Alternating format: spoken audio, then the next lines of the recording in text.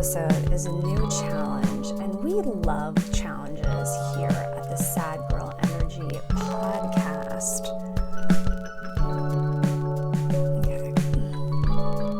I'm just going to record this because if I don't, I'm literally going to drive myself more insane than I already am.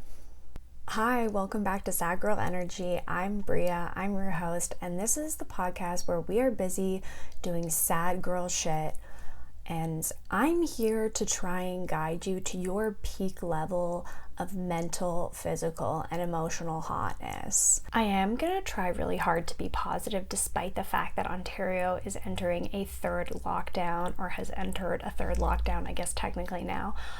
I know no one wants or needs more negativity. I think we all know that the world is burning, so I feel like we should just move on from that. So I'm gonna try to be chill today, if I'm capable of doing that.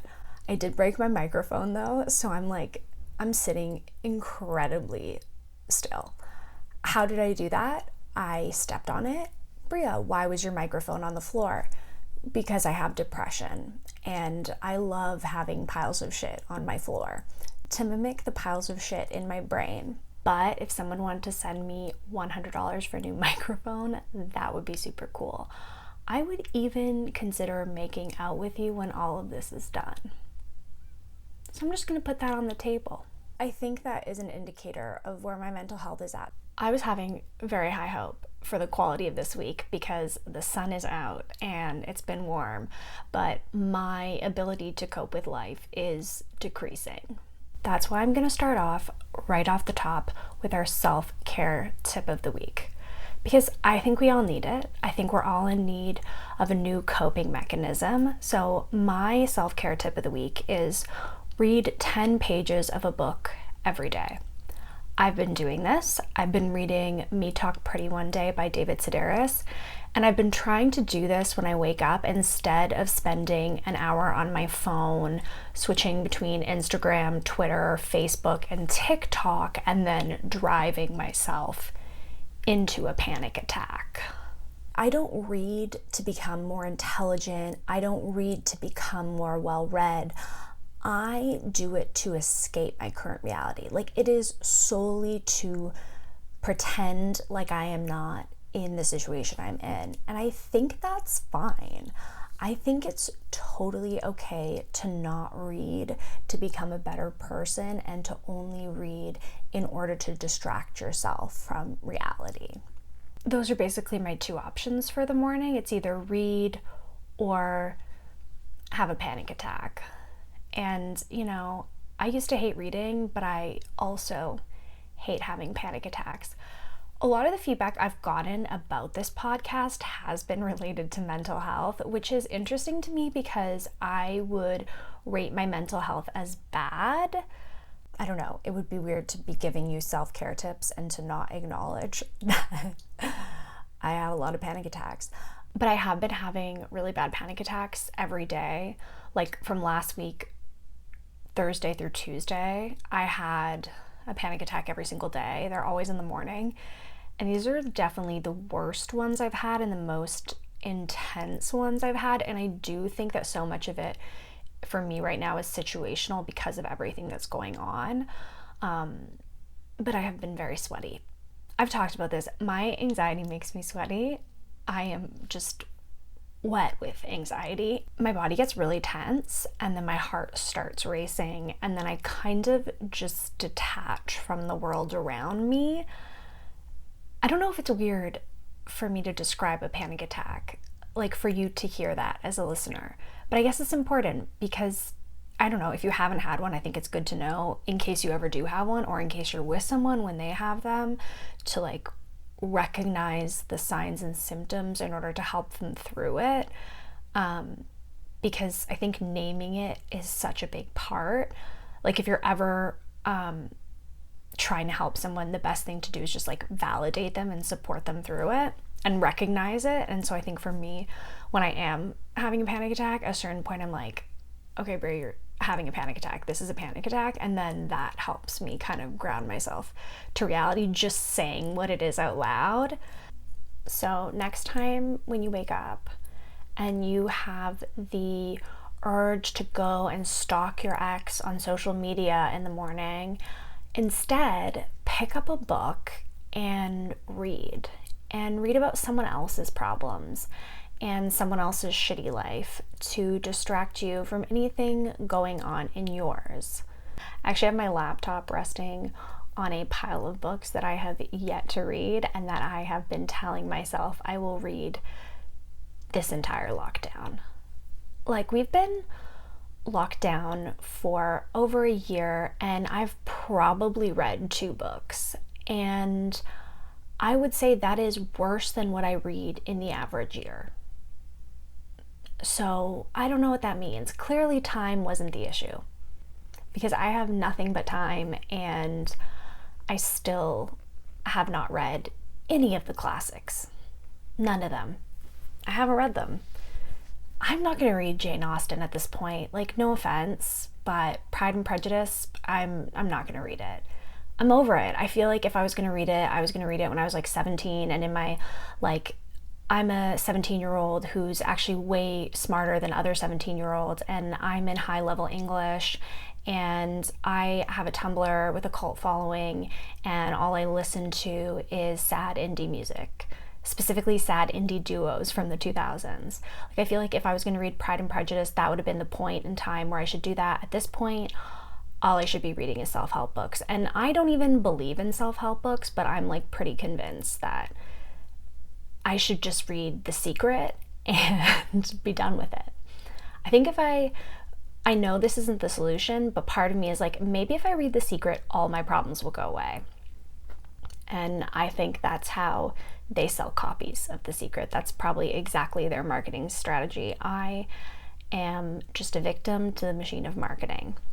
So yeah, it's too late for me. It's too late for me to read all of the books I should have read in the past to form a better personality.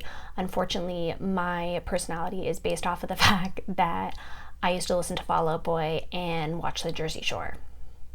And so I'm stuck with the personality of a person who did that in their formative years and also drank way too many Bacardi Breezers. And it probably does lead me here. That path in life, it probably makes sense that I'm here. Now it's time for TikTok Taught Me, where I'm going to talk about 3 things that I learned from TikTok since the last episode.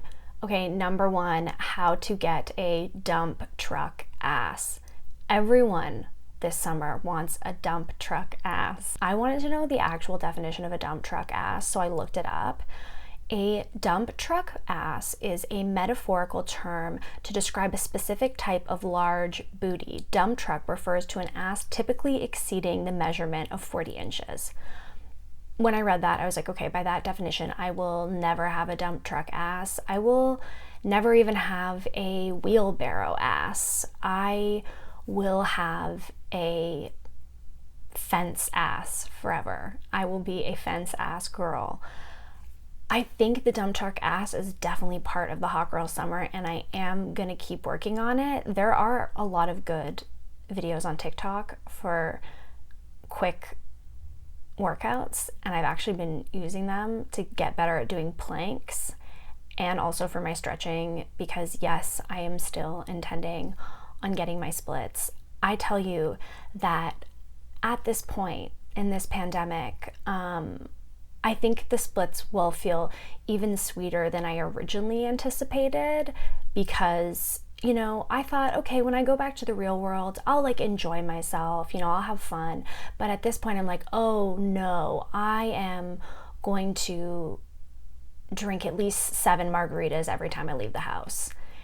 And so I think with that in mind and that energy, like going into this new normal, I hate that word. I know we all hate it, but I actually do not know what else to call this reality. I'm like too busy trying to navigate it to like figure out the perfect word. But I think those 7 margaritas will make the splits even sweeter and probably more dramatic. And definitely more dangerous, but I think after a year inside, I can afford to be a little dangerous. I can afford to be a little hot and dangerous. Okay, number 2, it is okay to be too old for certain trends. Like for me, if I ever start posting dancing videos on TikTok, like that's when I want you to cyberbully me. That's the only logical response at that point. And this is no offense to anyone who does those videos, but solely for me as a person who did 8 years of dance and still sucks at dancing. I'm so okay with so many ways in which I embarrass myself as a person, but I just cannot let myself do that. Like truly, I would rather bomb for 20 minutes straight on stage. Like I'm talking like bomb where you regret everything you've done, everything you've said, every move you've made up to that point, where there is not a single laughter point your entire set. I would rather bomb for 20 minutes straight like that once a week than ever post a video of me dancing on TikTok. Just for me as a human. Just like picture me if I started posting videos of me dancing. Like I think I would have the 0 likability factor. Other people do it, I'm like, cool, you're actually really good at dancing. Me, sign that I am not doing okay. Sign that I probably need an intervention and to get off social media, actually. Number 3, what you need to hear. So I did this quiz on YouQuiz, which I had never heard of before, and it was called Let Me Fucking Destroy You by Giving You a Reality Check. I will link the quiz on the Sad Girl Instagram, but I think it would be boring for me if I spent like an entire episode taking the quiz and just reading all the options. Like I don't think anyone would want to listen to that. So I already did it earlier today, and then I'm going to read my results for you because this was a little shake. Like, you know, when you have to shake one of your really hot friends and be like, okay, what the fuck are you doing? You can't cry over a guy who eats Subway sandwiches 5 days of the week. Like, this is what that was for me. So, the results. You're a whiny little bitch and you need to shut the fuck up. We get it. Your life sucks, but look around. So does everyone else's. Now, I don't want to invalidate your trauma, but like STFU for 2 mins, because guess what? You're never going to be happy or content because you will always be complaining about what you don't have rather than being grateful for what you do have. Ambition is a great quality, but you've blurred the line between it and greed and envy. Stop wanting people to feel bad for you because no one gives 2 shits. This did make me laugh so hard because this is basically the internal monologue I have with myself all the time, and it's the realization that if you think anyone cares, they really don't. And once you realize that, it's kind of freeing because then you realize that you don't have to care. As I've said before, I would, if given the option, I would just like a half lobotomy. Like, I want to have most of my thoughts, but some of them I would like to get rid of. And I will not be expanding on that further because I think it's self-explanatory.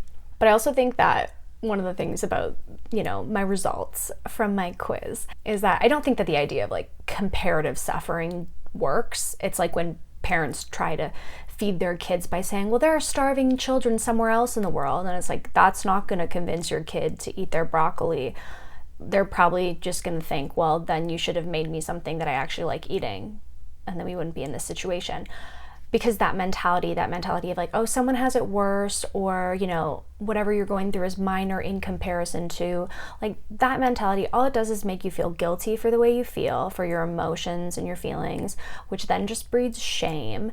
And then it makes it harder for you to move past those emotions because you don't even really want to acknowledge them. You're like, okay, well, maybe I actually don't feel that bad. Because if you're just trying to come up with reasons why you shouldn't feel the way you feel, you're invalidating your own feelings, and you can't acknowledge your feelings, which means you can't resolve them and move on and live your life. I do think that every episode I say at least one wise thing, and I think that might have been the one wise thing.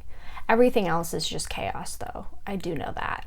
So that is TikTok taught me. I will say this, though. This week has been the first point in my life where I've actually genuinely considered or wanted to move to a farm and never speak to anyone ever again. Like, I used to joke about it, but now I'm like, maybe I should just get a bunch of baby ducks and have a pond that has lily pads and only wear overalls and start putting my hair up in weird clips and wearing bandanas and just maybe have my own personal under the Tuscan sun moment. I don't know if that is just a reflection of my desire to fall in love with an Italian man and not necessarily an indication that that's the right lifestyle for me. And I also know that that's not technically how the movie ends, but I do believe that that was a mistake on the part of the screenwriters and just a general plot hole. Like, falling in love with an American man is totally overrated, but falling in love with an Italian man is most definitely underrated. I have no desire to meet or marry any man unless his name is Davide, and unless he only wears cashmere. And although I'm afraid of small motorized items, I would be open to falling in love with a man who owns a Vespa. I could grow to love Vespas for a man who makes me handmade pasta. I do think that the only type of reality dating show I would ever do, because I've become obsessed with reality dating shows in the pandemic, but the only type of reality dating show I would ever do is one in which I went to Italy and dated various Italian men. Although there is the small fear in me that being in Italy with a man would ruin the experience for me. I think that in a dream world, like, the only man I would allow myself to be in Italy with would be Stanley Tucci. Stanley Tucci is a talented actor. He is a bald icon, and I think that he is the best example of a celebrity food enthusiast. He has hot dad energy. Like, he's a DILF for sure. And I know that he's happily married, and I'm sure he has children, and I would never do anything to harm Stanley Tucci or his life or his happiness, because I would never want Stanley Tucci to hate me. Like, I don't think that I could exist or live in this world if I knew that Stanley Tucci hated me.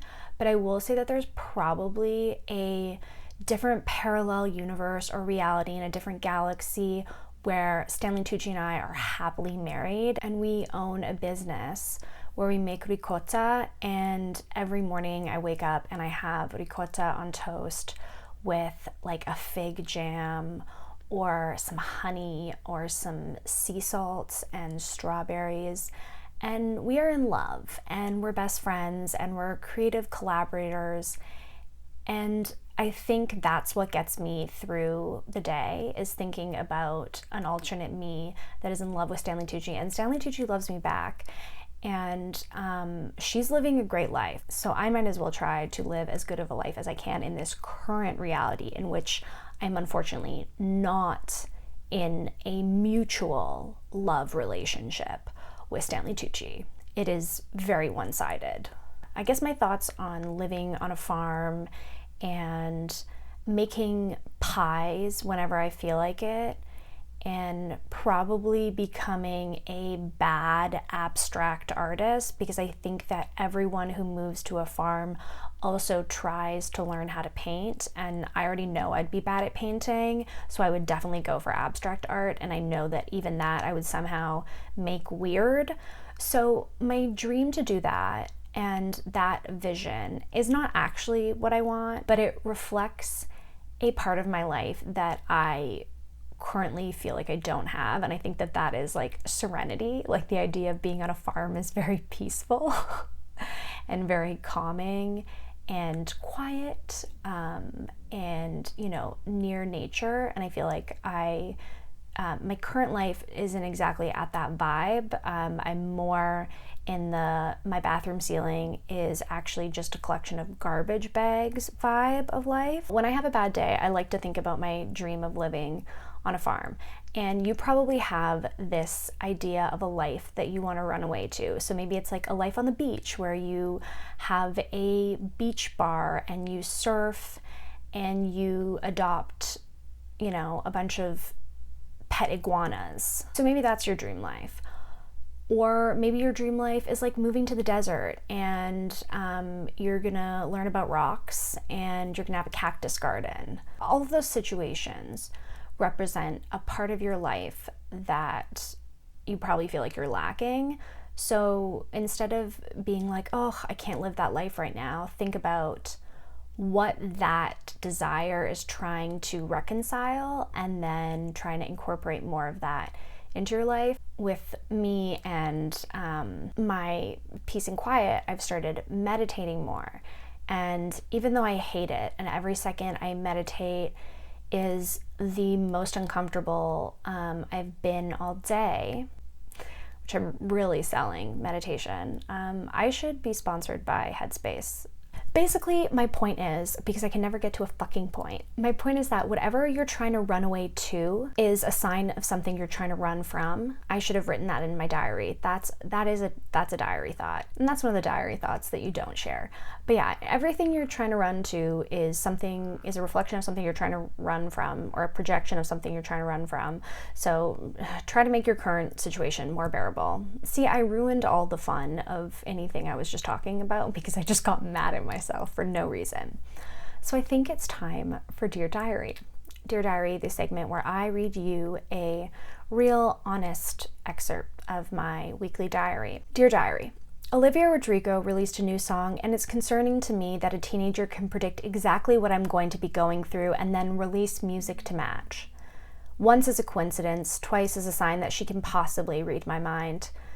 I've watched the music video approximately 300 times, and it reminds me of the period in time where I would make men I was hooking up with watch Panic at the Disco music videos with me. If the idea of human contact and connection wasn't absolutely terrifying, I would absolutely force a man to watch the Deja Vu music video with me, and I would decide whether or not to continue our relationship based on their reaction. Although I doubt they would understand the emotional complexity, because every man I've ever been attracted to has had the emotional intelligence of a toddler. That might actually be offensive to toddlers. The only lesson I've learned from love is that you deserve to be with someone who understands you emotionally and validates your emotions. I'm going to pretend like I didn't cry while writing this. Love to you and me, Bria.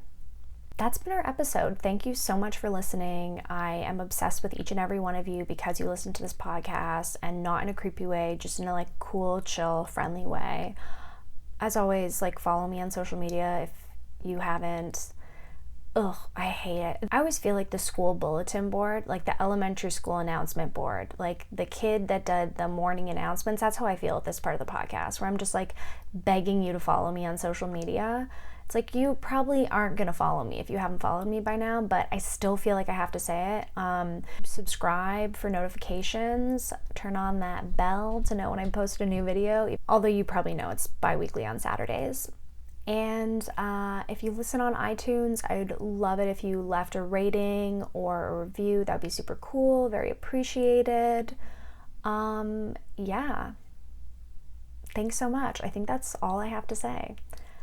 Okay, bye.